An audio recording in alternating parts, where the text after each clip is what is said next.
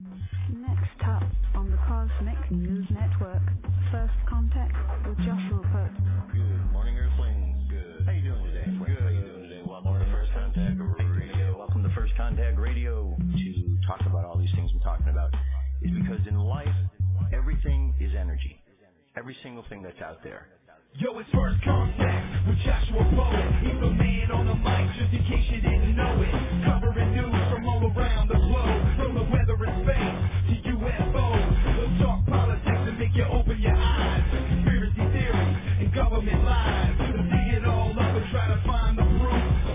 Cause the time to demand the truth. It's time. First Contact Radio. We have arrived. First Contact Radio. We have arrived. First Contact Radio. It's time to demand First Contact Radio. We have arrived. First Contact Radio. Good morning, Earthlings. How you doing today? Welcome to First Contact Radio. Let's jump into it, see what's going on with our cosmic weather. First up, today's the 30th. One more day left to go in this year. Today, actually two more if we count today, tomorrow, and then we're moving on to 2015. So the first thing we see is that we've got two signs here for the moon sign. We were in Aries. Now we've gone to Taurus. That transition occurred this morning, 4:56 a.m. Taurus is an earth sign. Okay, so just a little bit of a summary here. Astrology is simply looking at the planets and the stars to understand the energy that they're dealing with. You're not supposed to give up any power to astrology because there's nothing to give up to them. You are not supposed to look at them as they are some sort of deities or anything like that. It is simply a way of looking at weather. If somebody is looking at it in that way and telling you to give up their power to all of this, that is incorrect. Not correct at all. We're just looking at weather. Like when you look out and you see the clouds and you say, oh, look, it's cloudy today. It's going to rain. Oh, the sun's shining. It's going to be bright and sunny. That's all that this is. So our conscious mind right now is in a Capricorn, where it has been and will continue to be through part of January, for the first part of January. So therefore, we're going to be dealing with earthly things. Capricorn deals with things of an earthly nature. In the tarot cards, the card that represents Capricorn would be the tarot card of the devil, which teaches us the lesson of learning to look past illusion. The illusion we need to look past is the physical world. Because in the physical world there are lots of illusions, and if we get caught up believing that the physical world is all that there is, that is the greatest illusion of all. We need to be able to look behind the scenes to see what the spiritual aspect is behind all of this. The unconscious mind is the one that changes every 2.5 days. It was in Aries, and now it's transitioned into Taurus. Taurus is an earth sign. So Earth, as we know, is stable. So we have an earth sign for the conscious mind and an earth sign for the unconscious mind. So there's a lot of stability going on, a lot of earth going on. Things dealing with the physical world with these two signs. But we have to remember not to get caught up in the earth, to be in the earth but not of the earth. Be in the world but not of the world. To understand that what is here is just something for us to work with at this moment, to learn from, and to understand the bigger and the deeper aspects of energy that are affecting where we are right now. So Taurus is an earth sign. It brings the idea of pleasure, dealing with the earthly realm, appreciating the things of the physical realm. We need to appreciate. We can't discount who we are. We can't discount our bodies and the things in the physical world, because if that was the case, we wouldn't even be down here in the first place. We're here for a particular reason, to learn lessons in this earthly school. And if we were going to deny that these lessons are even here, then we're wasting our time. We came here to learn lessons, therefore we need to learn them. But remember that these are just lessons in a school, and when we're done, we're going to go back to continue to learn the other lessons. So one of the things with Taurus is the idea The Hebrew letter associated with Va is all called about a nail or a hook. The idea of hooking together the spiritual and the physical, to remember that the spiritual affects the physical and everything that is going on with it. So it's very important that we always keep that connection going on. And as such, when we deal with the spiritual realms, there is an opportunity to hear lots of different types of information coming from that realm. Some of it good, some of it not so good. We hear different voices at times, some of them good, some of them not so good. But then beyond all of these things is the one voice, the voice of the Creator, God. And we need to understand how and what that voice is, and we all know, so that we can differentiate that voice from all of the voices. And once we do that, once we get to that point of understanding it, it helps us move along the path so that we are walking in truth and not being deceived, because we are reminded over and over and over again through the Bible that there is deception in this world, in the physical realm. And so not to be deceived, we need to pay attention. We need to be on guard. We put on the armor of God when we walk through life to make sure that we are not deceived. So we have Taurus and we have Capricorn are the two signs that we're dealing with. As we move throughout the course of the day, during the course of today, we have this aspect here. It's called a sextile, and it's between Taurus, the moon sign, and Neptune, which is saying we need to take a new perspective on things. Look at things in a different way. So the way we're going to look at them is dealing with the physical realm. How can we see this physical realm in a way that is different than what we might normally be seeing it? So the whole idea is turning oneself upside down, suspending the mind so that we can look and see what is going on. And there's something nice and positive about that opportunity. And as we get later in the day, the sun and the moon move into a trine, which is an aspect in which they're both balancing and bouncing their energies off each other in a way that is very conducive. And so we have both these earth signs working together to help us to understand and move forward and make progress in the physical realm, while at the same time remembering the aspects that the physical realm isn't all that there is, that it is just a portion of this existence that we are in. And if we can learn to balance these out, we're doing ourselves a great service and doing the world a great service, because this is part of the lesson. We don't want to get caught up in the physical. It's just part of where we're at this moment in time. On the Jewish calendar, today is the 8th Tevat, is the name of today. The daily thought is beyond faith and intellect. It says intellect is inadequate because not all things can be explained. Intellect needs faith. Faith is important because it maintains or remains forever obscure. Faith needs intellect. But they are opposites, as contradictory as being and not being. Faith accepts, intellect questions. Faith surrenders, intellect struggles. Miraculously, there is a power that can join them in harmony, and that is called wisdom. The capacity to see the truth as it is, and the quietness to allow it entry without loss. Okay, so that's very good. Very good indeed. Our moon phase is a waxing moon, which means we're making our way up to the full moon. 70% of the way there.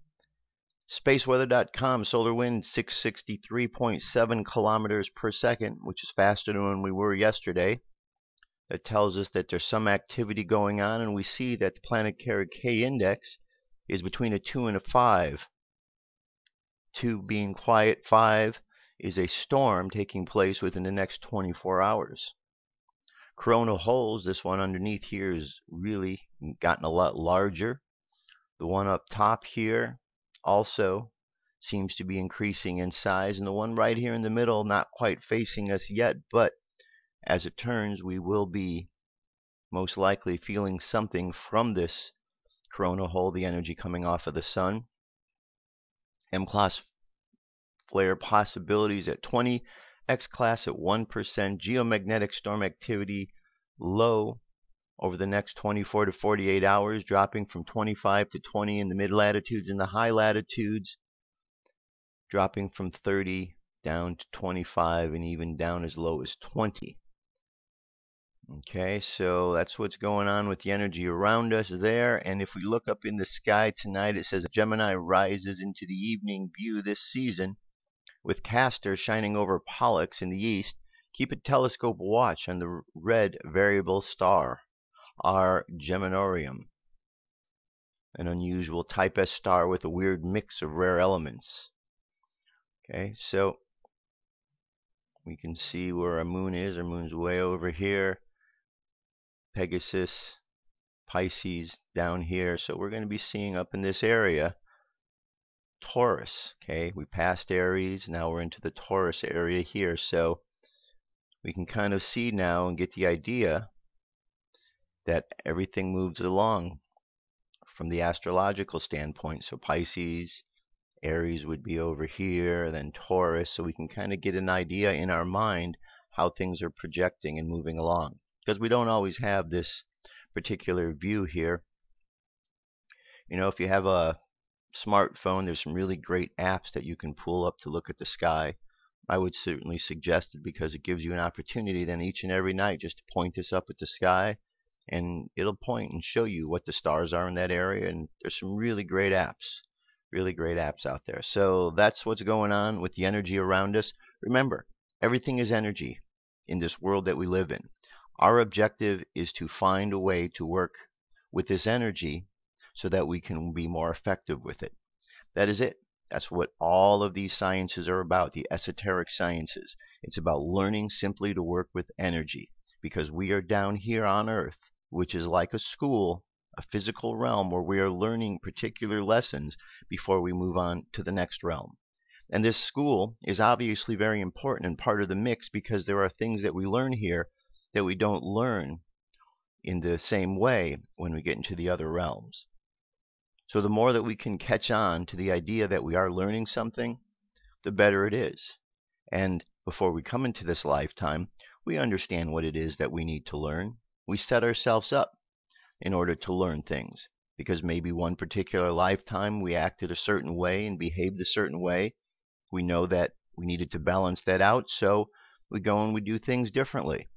That's why I see things as through the process that maybe we were part of one race in one lifetime, and we realized some of the ways in which we behaved, and maybe it wasn't quite the way we wanted to, so we come back as another race. So whites could come back as blacks, blacks could come back as whites, or Hispanics, or Asians, and there's all these mix. So when we start talking about these race wars, it's really silly, because we've all had an opportunity to be part of these different races. We've all had an opportunity to be black and Asian and Hispanic and Mediterranean and European and, you know, every race that we can think of. We've all had these opportunities to do this. So by now we should have learned the lesson of how to be compassionate towards each other and how really to evolve in a different kind of way, that we're all part of one big family. And these are the lessons that we learn as we learn to work with all of this energy. And the quicker we can get onto this and understand this, the better it is for all of us. And that's what all of this study is about, learning what energy is so we can remember the energies we've worked with in the past so that we can work with them in the future in ways that are more effective. We don't want to have to keep repeating the same lessons over and over, right? It'd be like going to school and having to continuously repeat the same grade or to take the same test. We want to be able to progress, to move forward. And that's the opportunity we have each and every day as we work with all of these energies around us. All right, UFO News is up next. Let's get to it.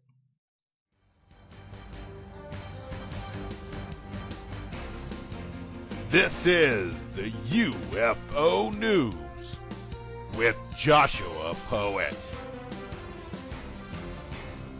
All right, Dirk, thank you very much. First sighting comes to us from an Apollo 12 mission. Nice little rainbow-colored UFO. 3 little orbs out there, or big orbs. taken. Here you can see the source, JPL. Captured by Street Cap 1. Captures a lot of objects out there and does a great job of pulling these out and showing and presenting them to everyone. This beautiful and bewildering looking UFO was found by Street Cap 1. He found it in a NASA photo, and the object was flying high over the surface of the moon. The photo is from Apollo 12 mission, and in the photo you can see the shadows of the two astronauts turned towards the UFO watching it. Okay. Very interesting indeed. Moving on. Here's a compilation of sightings for 2014. Very interesting and dynamic year is coming to an end. I hope everyone here had a great year, and I wish you all the best of 2015. Here are some of the best UFO videos that were filmed in 2014 all over the globe. If you agree or disagree, if you would change or add something, please let me know in the comment section below. So, we go all the way back to January. Guantanamo, Mexico. Sightings back there. A lot of these we've seen and we've reported on this show over the course of the year. Okay, here's that grouping. That was the large grouping. If we go here, we're January 24th. This was in Brazil.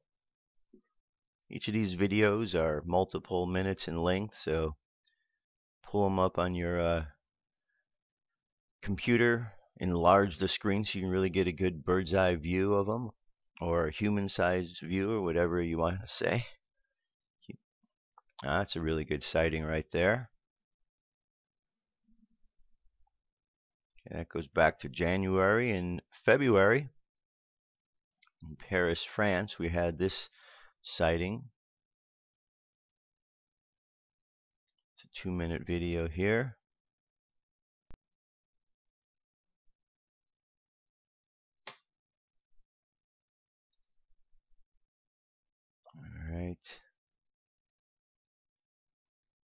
Right there in the middle. Morales, Mexico, February 14th. 3-minute, 50-second video. There's our UFO. Nice blue one, multiple lights.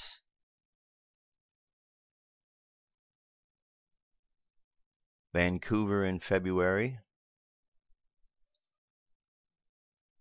You got all the truth behind UFOs.com. You have all their links to who is capturing these.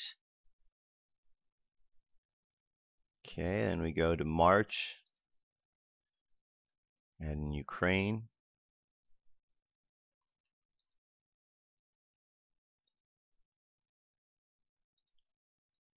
And Turin, Italy here.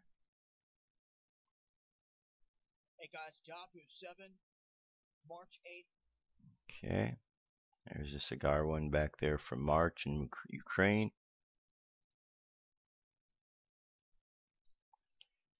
Go over into April. This was over the Netherlands. Remember some of these sightings?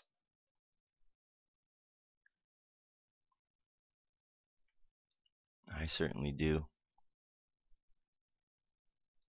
Okay. Moving along here. I don't know, are these showing up here? There they are. Okay, here's this one here. Kazakhstan, May 16th. We go to France in July.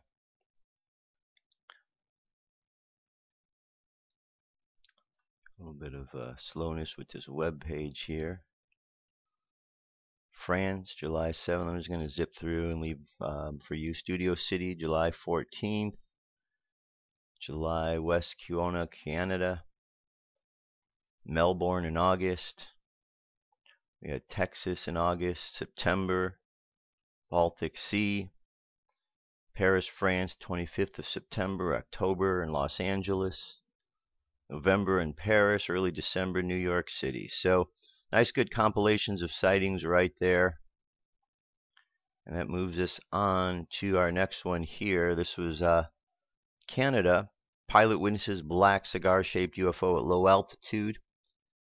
This Canadian business jet pilot approaching Springbank Airport just west of Calgary reported watching a cigar-shaped UFO flying low to the ground, according to testimony from the MUFON database. The pilot was approaching the airport about mid-morning, December 17th, when the object was first noticed. Approaching from the north, I was approximately 10 miles north of Cochrane, flying parallel to and a couple of miles west of Highway 22 and descending through 8,500 feet above sea level, or about 4,500 feet above the ground, the witness stated. It was a bright, sunny morning, and I was just looking at the scenery when I spotted a black object along the highway, maybe 2 miles ahead of me, that was moving fast, northbound, towards me. After looking at it for a few seconds, I thought I would time it along the section lines on the ground to calculate the speed of this very fast car. Within a few seconds, I realized that what I thought was going to be a Corvette, in fact, was a flat, black, colored tubular object that was flying low over the highway. It was cigar-shaped and not flying with the end of the cigar pointing forward, but perpendicular with the long edge in the direction of flight. As I was flying south at some 230 knots and the object was coming towards me, the whole encounter happened fast, but fortunately I was getting closer and could get a better look at the craft. As it came above the object, it was wider than the road and difficult to estimate the height, but probably within a couple hundred feet off the ground. The pilot then, surprised to see the object disappear, maybe stranger than actually seeing the object as it was nearest my position directly off my left wingtip, it vanished within 1/2 of a second. Quickly turned translucent where I could see a blurred image of the field and road, though it while it had a darker edge along the outline of the craft, very quickly appeared clearer. Within the fraction of a second it disappeared from view. I had no idea what I had seen, and scanned the area around the track of the object was flying, maybe thinking at the top of the wing of the pipeline patrol that I had seen, and that maybe the aircraft banked and I lost sight of it. Scanning the area, but it never reappeared. I looked at the traffic collision avoidance system display in the cockpit that showed all of the aircraft that are being interrogated by the ATC radar in the area, and although there were many other craft to the south and the west, there was nothing on the display near me. Looking back towards where I lost the object, I noticed the cars on the road heading south, and this helped judge the size and the speed of the object compared to a known ground-based objects. The cars were both much smaller and slower than the object, were within 1/2 a mile when it disappeared. Okay, let me move on to the next story here.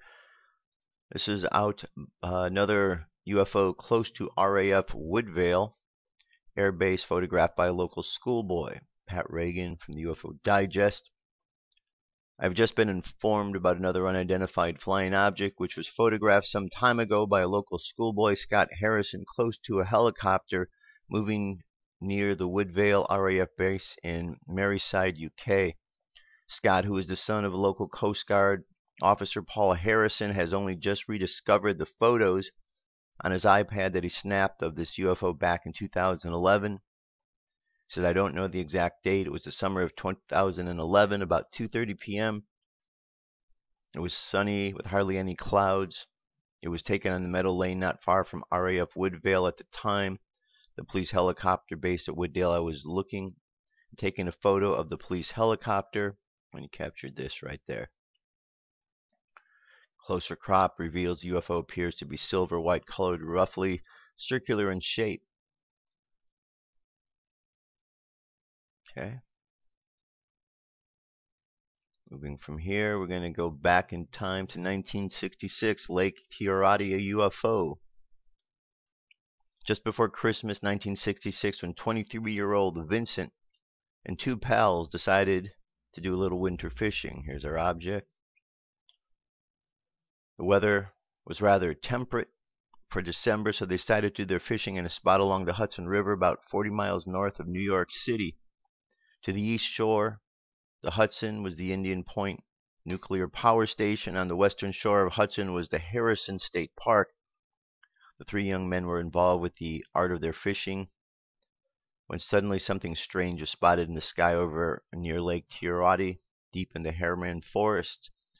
Suddenly, a rare object of bronze color appeared, making no noise. The size, approximately 6 meters.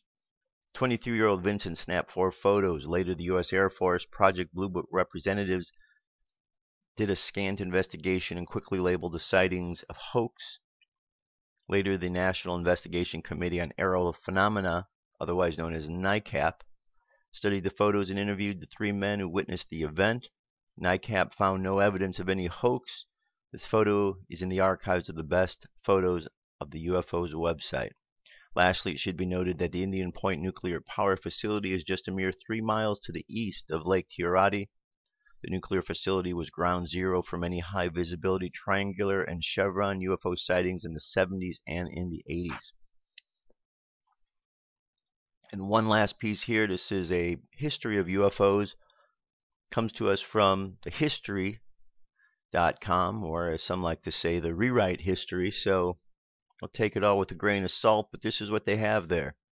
In popular culture, the term UFO, or unidentified flying object, refers to suspected alien aircraft, spacecraft, although its definition encompasses any unexplained aerial phenomena. UFO sightings have been reported throughout history and in various parts of the world, raising questions about life on other planets and whether extraterrestrials have visited Earth.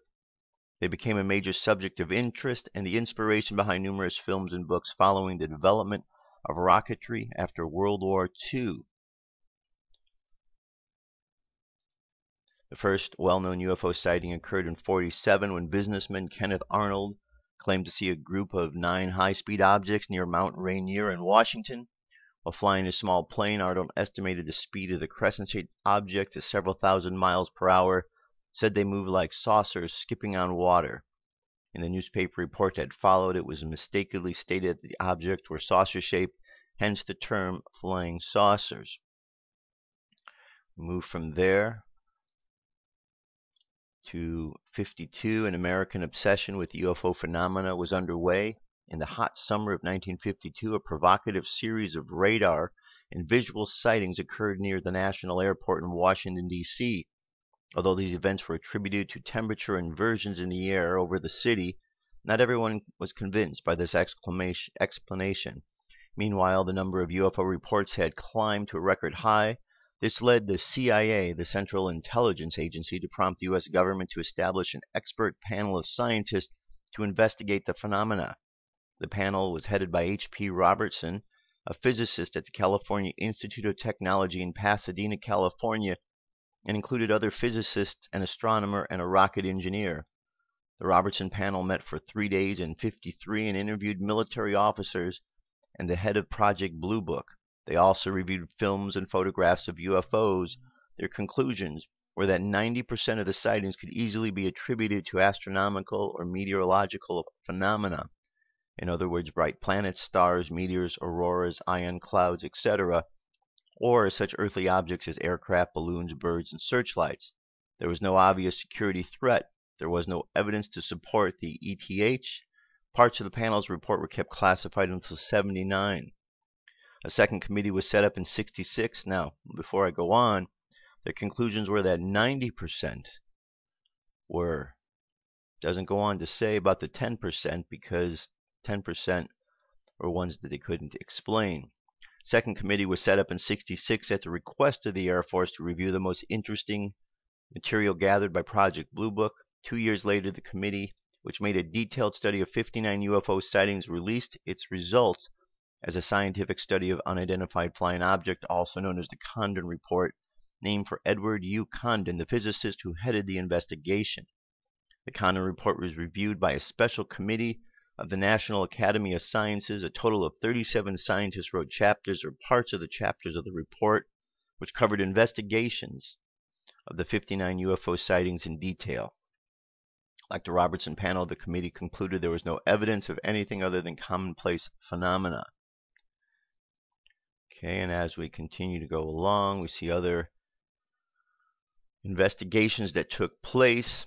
I said despite the failure of these to make headway with expert committees, a few scientists and engineers, most notably J. Allen Hynek, an astronomer at Northwestern, who had been involved with Project Signs, Grudge, and Blue Book, concluded that a small fraction of the most reliable UFO reports gave definite definite indications for the presence of extraterrestrial visitors.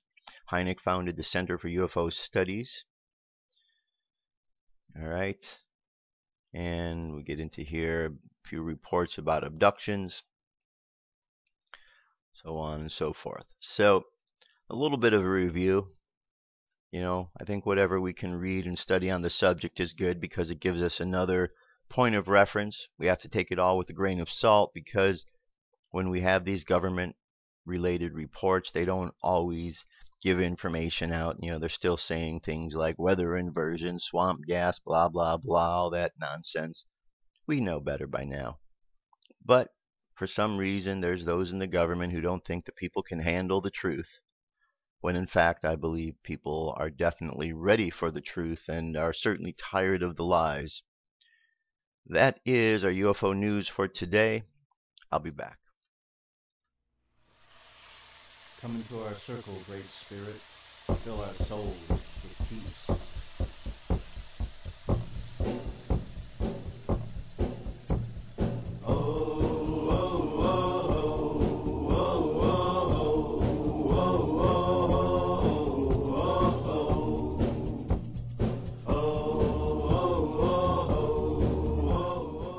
Let's continue on.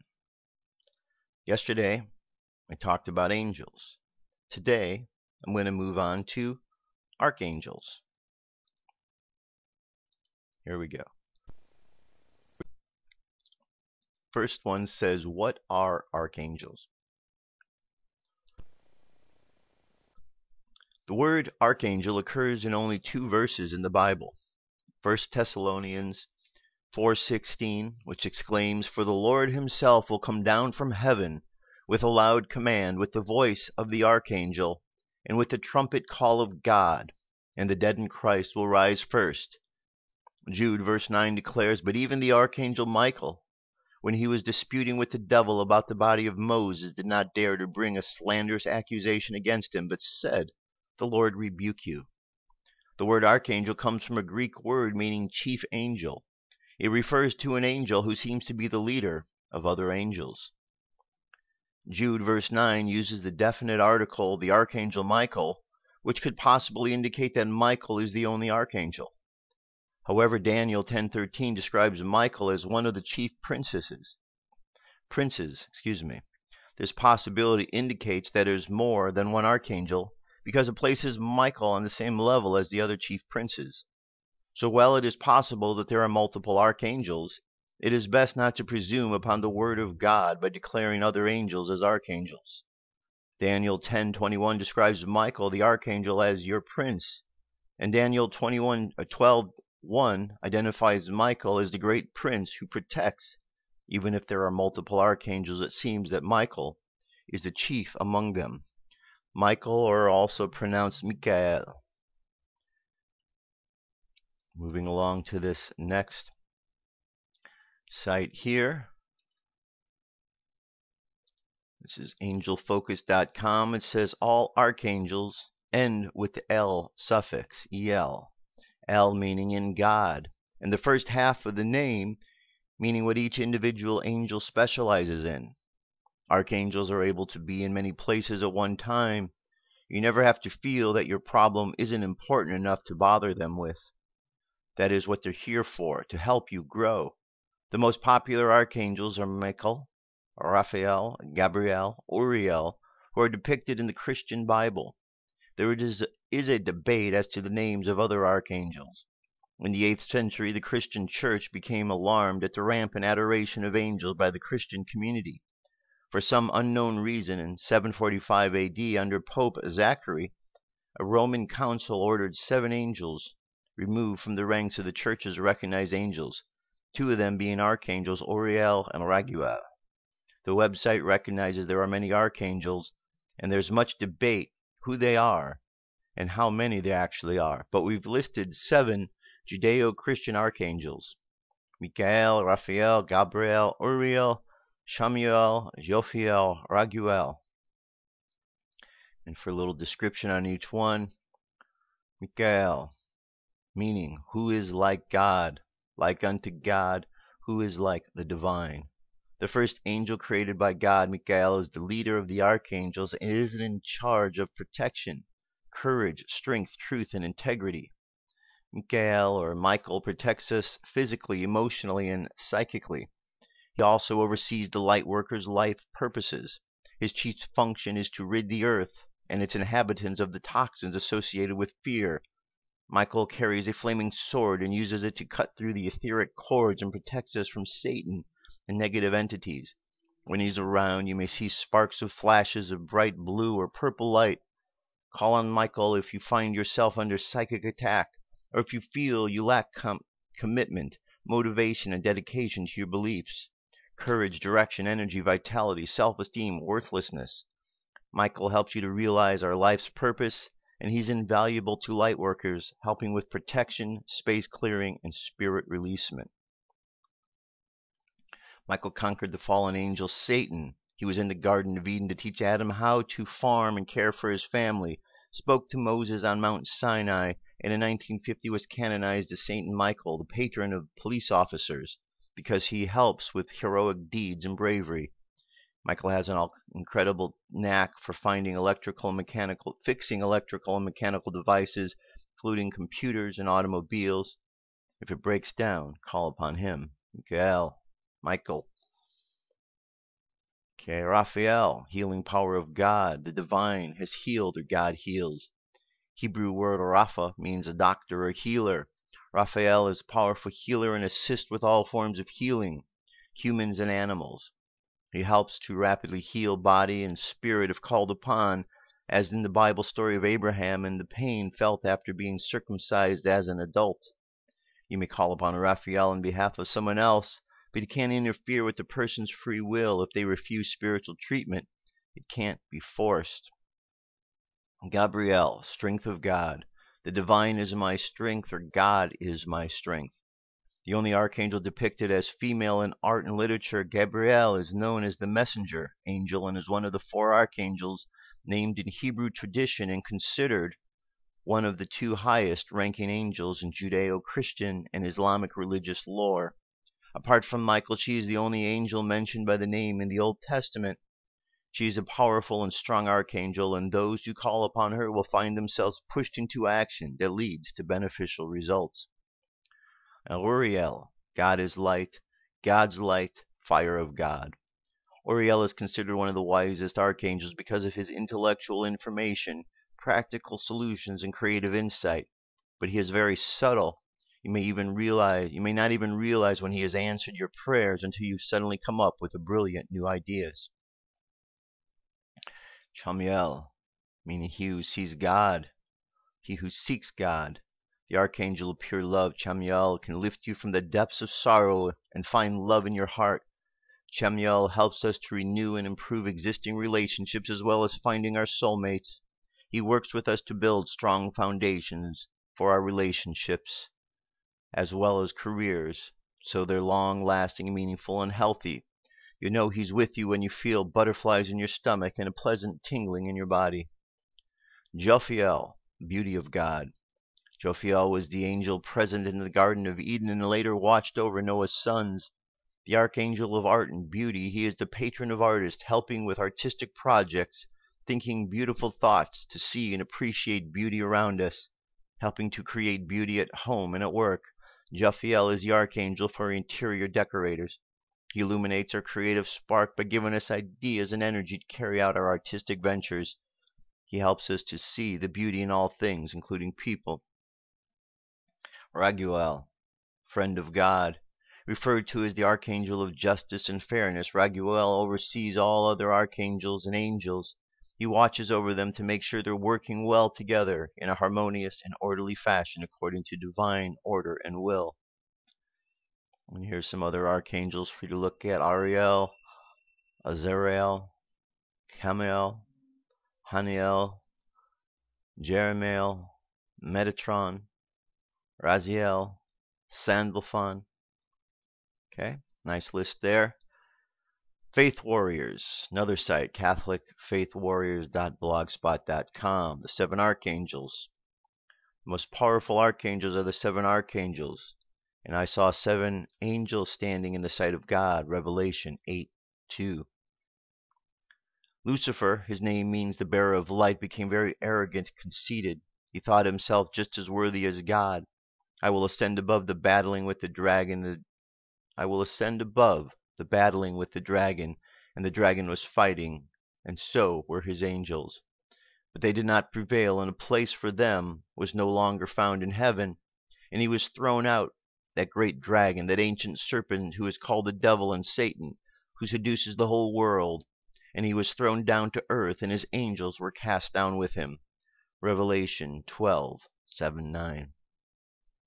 There were 7 angels from the second lowest choir, who were so outraged by the terrible offense to the dignity of the Most High that, though inferior to Lucifer and his legions, positioned themselves between the throne of God and these offenders, prepared to defend the honor and the dignity of God. On seeing this, God was so moved by their heroic love that he elevated them to the position of highest heaven, standing eternally before the throne of God to carry out God's will. God granted them new gifts and graces. And from the throne lightnings and voices and thunders went forth. There were 7 burning lamps before the throne, which are the 7 spirits of God. Bless Yahweh, all of his angels, mighty warriors who fulfill his commands, attentive to the sounds of his words. The good angels who resisted Satan's temptations were admitted into the immediate vision of God and became firmly rooted in virtue. For this reason, the angels who resisted the first sin are no longer capable of sinning. They have made a permanent and indelible choice to submit to the love of God.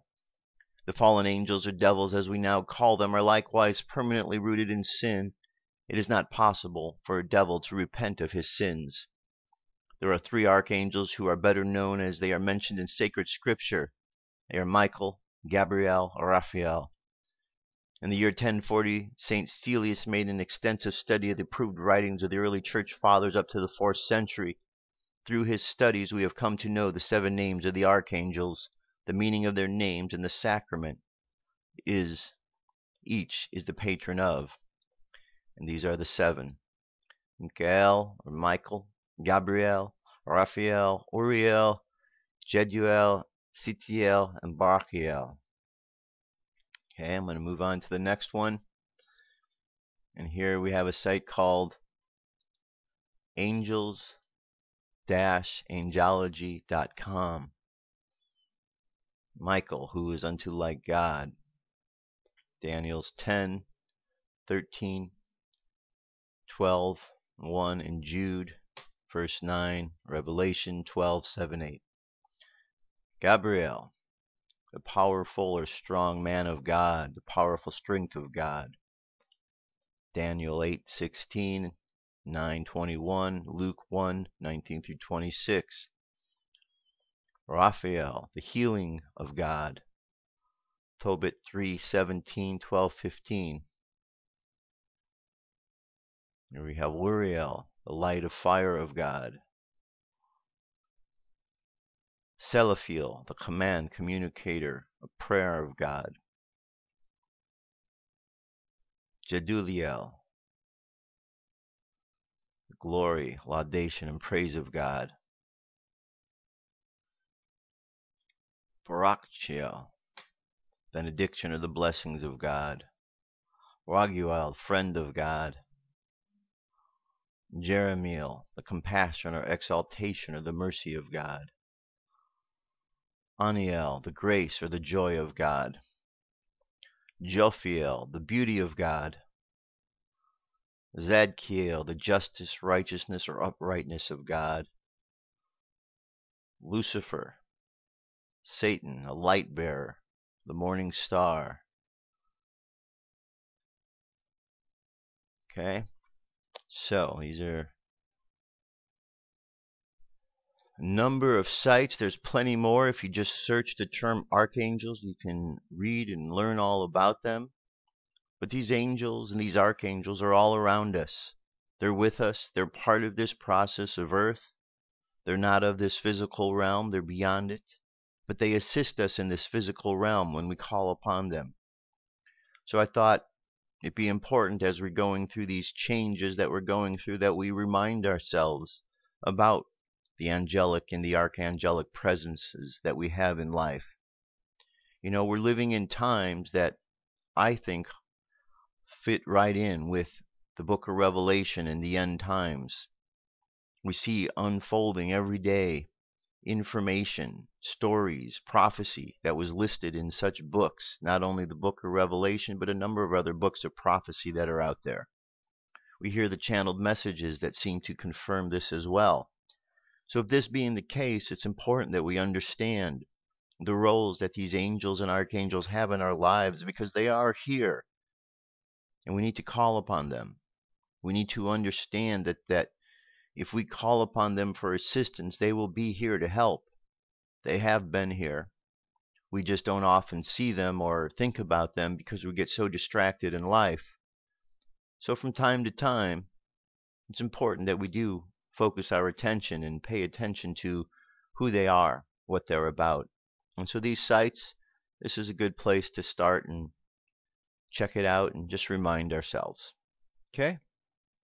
All right, let's jump over to our article at In5D for today. This one, it says How Your Dreams Can Change Your Life by Joe Martino. The fact is, everyone dreams. Researchers have found that most people dream several times each night, and each dream lasts about 5 to 90 minutes, even though some dreams seem like they last all night. Some of us dream in black and white and some in color. We can control our dreams, remember or forget our dreams, and as I am going to discuss today, we can learn a heck of a lot from our dreams. Remembering our dreams. You may be a person who thinks you never dream or does not remember any of the dreams you have had, so you might be thinking this article is of no help to you. Truth is, you can train yourself to remember your dreams more easily. Oftentimes, we don't remember our dream because when we are finished dreaming, we may not wake up right away. This drastically lowers our chances to remember this particular dream. So how do we remember our dreams? Just ask. Before you fall asleep, tell yourself you will awaken after your dream and remember what you dreamt about. Practicing this night after night will help you to remember your dreams a lot more easy. It is also helpful to keep a dream journal beside your bed, and when you wake up from a dream, write it down right away. Since we forget our dreams very quickly upon wakening, write down the many details as possible. This will help you to remember. The mystery of the dreams. To many of us, dreams are a mystery because we often have a tough time analyzing them or even understanding exactly what is happening when we dream. Even the scientific community has not found a clear reason as to why we dream, as this is no point on theories, and as this, at this point on theories exist. These theories include practicing responses to threatening situations, creating wisdom, and psychotherapy. Dreaming has ever been compared to the process of defragmenting a hard drive. When we don't understand or see the value in our dreams, it's easy for us to brush them off as nothing but mind creations. They can be meaningless. The truth is, there can be a lot of value in dreams should we learn to analyze them and what we can get out of them. I personally believe dreams can actually be more of a real state of mind, and we can use them to experience things we may not be able to experience quite as easily in the real life. I'm going to use some personal experience here in order to explain more easily how to make it relatable. Have you ever woken up from your dream you were about to do something to someone that made you angry? In waking life, you're actually angry at that person who affected you in the dream. I bring this up because this is a very common thing to happen, and it lends a lot more to the immense realism dreams can offer and have. When you felt or experienced in the dreams is often the exact same reaction you would feel as if it happened in real life. This is because the dream is playing on challenges, beliefs, and stories you've had within you. Once you recognize that you are ready to begin the clearing process. Here we have a process of what we can go through. First steps is learn how to benefit from your dreams is to remember them. Next, we've got to analyze the dreams. It's simpler than we think. There's various books out there. Once we get in touch with what we know and understand, we can understand more easily. It says once you picked out the emotion or response which was prominent, you can then begin asking yourself why you felt that way in the dream. The next step is to choose to go beyond whatever was identified as the core issue. And last, it may not all be done there. The next step is putting your new understanding where the issue came from into practice. Final notes: by understanding and analyzing our dreams effectively, our dreams can literally become a playground for experience that shows us what it is we're ready to clear or move beyond in order to find more peace in life. Ultimately, we're here to learn and grow as souls, and we do that through experience. A real life and dream experience can often be equal to allowing us to clearly see what our challenges are. The key tip is you can ask your dreams to present things to you that you would like to work on.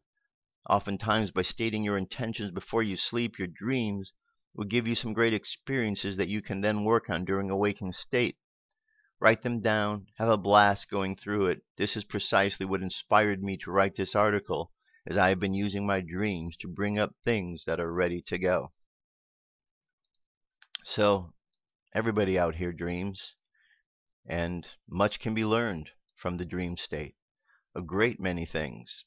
You've experienced it quite a bit, maybe not fully aware of it, or maybe you have, but dreaming is definitely a very good tool that we all have available to us to learn.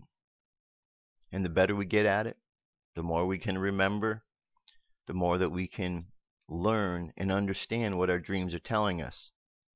And they're always telling us something important. They're not just random events. They're events that do help us. So work with your dreams. Learn how your dreams are there to teach you, and you'll find that they're really there to help you to be more efficient in life and everything that's going on. All right. Our channeled message for today comes to us from the Oversoul teachings. Oversoul teachings. Be willing and excited. Channeled through Wes Anak. December 28, 2014. Always be willing and excited to embrace your creativity and the spirituality that lies within it, for these things will help you find the salvation so many of you seek. You can create and spread a higher vibration from right on the surface of your beautiful, evolving planet, and all you have to do is embrace the things that are leading you to expand your greater perception and help others do the same.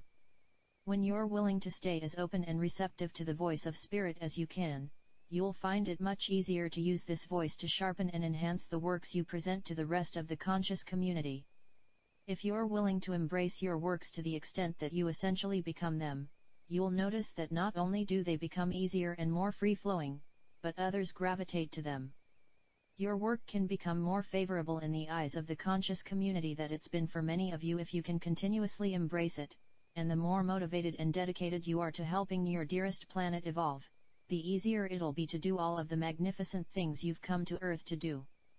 You have no more reason to sell yourselves short or convince yourselves you're anything less than the world changers you've come to Earth to be, and to continue to live below your potential would be unfortunate to say the least. When you can remember to integrate as much love as you can into your spiritual and creative practices, you'll enjoy the creative process far more than if you practiced it with little love or spirituality involved. As many of you are discovering, spirituality is everything for the awakening seeker who wants to help their planet, and as long as you have love, spirit, and creativity, you're golden. As long as you can remember to call on your love and spirituality when you need them the most, nothing about your otherwise difficult world will bring you down or keep you from playing your role in humanity's evolution. It's time for the awakening humanity to become the pioneers you've always been meant to be, and with a level head, an open mind and a heart that overflows with love and spirit, your connections will strengthen with each day that passes and your ability to positively affect others will grow as much as your enthusiasm to contribute to your ongoing revolution, which is causing, and being caused by your spiritual evolution. All right, very good message. Let's take a look at the next passage in the book, The Warrior of the Light. It says, the warrior of the light sometimes fights with those he loves. The man who defends his friends is never overwhelmed by the storms of life. He is strong enough to come through difficulties and to carry on. However, he is often faced by challenges from those to whom he is trying to teach the art of the sword. His disciples provoke him into fighting with them, and the warrior demonstrates his abilities. With just a few blows, he disarms his students, and harmony returns to the place where they meet. Why bother to do that when you are so much better than they are? Asks the traveler. Because in challenging me, what they really want is to talk to me, and this is my way of keeping dialogue open, replies the warrior. Very good, very good. So, again, the idea that throughout the day we're always finding ways to communicate, keep ourselves sharp, keep ourselves on our toes. Doesn't always have to be words, but sometimes sharing the skills we have with each other is very important as well.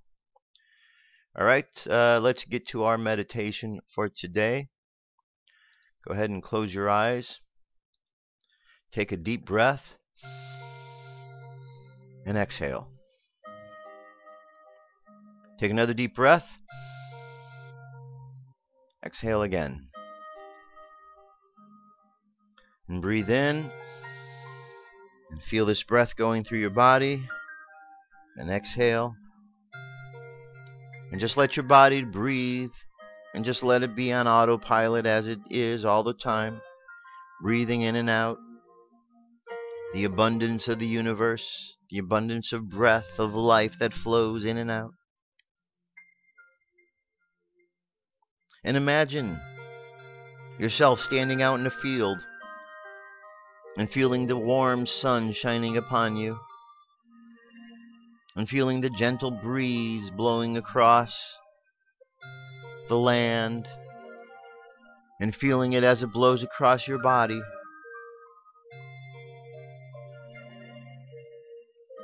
Feel the moisture in the air that is carried from the water, the rivers, the oceans, the lakes,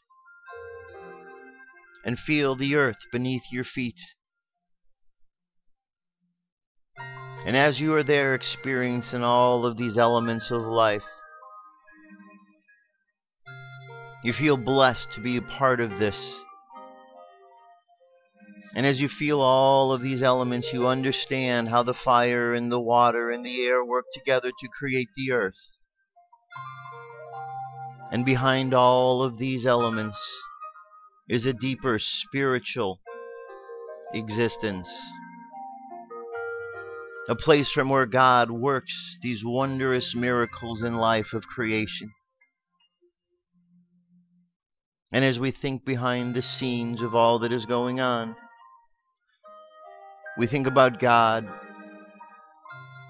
and all of those who are assisting in the process of life, the angels, the archangels. We think of God's Son, Yeshua, who came to earth to teach, to be an example. We think of all of the prophets and the saints and those who have been here upon planet Earth to assist in the process of change. And we understand that all of this has a purpose. And as is written in the book of prophecy, in the books and the words of the Bible, we understand that this story is unfolding before our very eyes.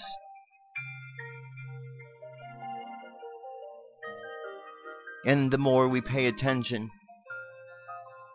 to the very subtle workings of life, the more we understand what is unfolding.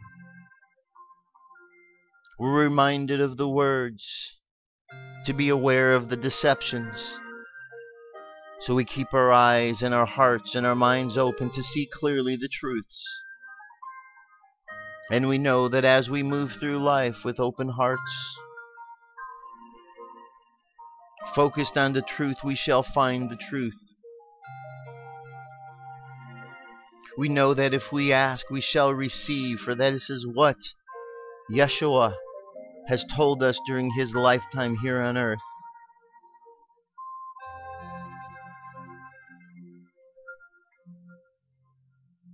So we ask that our minds be made clear and that truth be revealed to us. And we know that as we ask, so shall we receive. For that is the nature of the universe and the ways of God.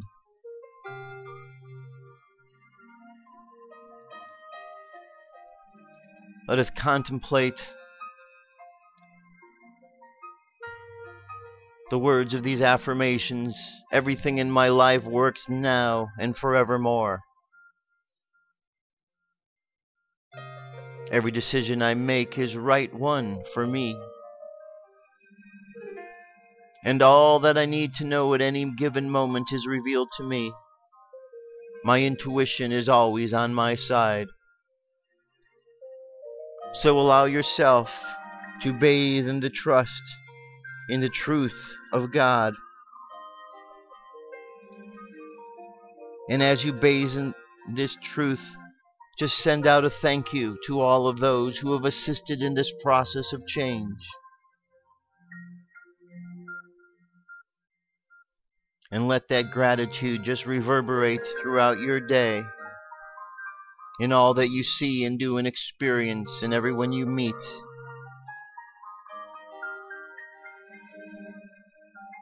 So let your subconscious mind continue on that journey,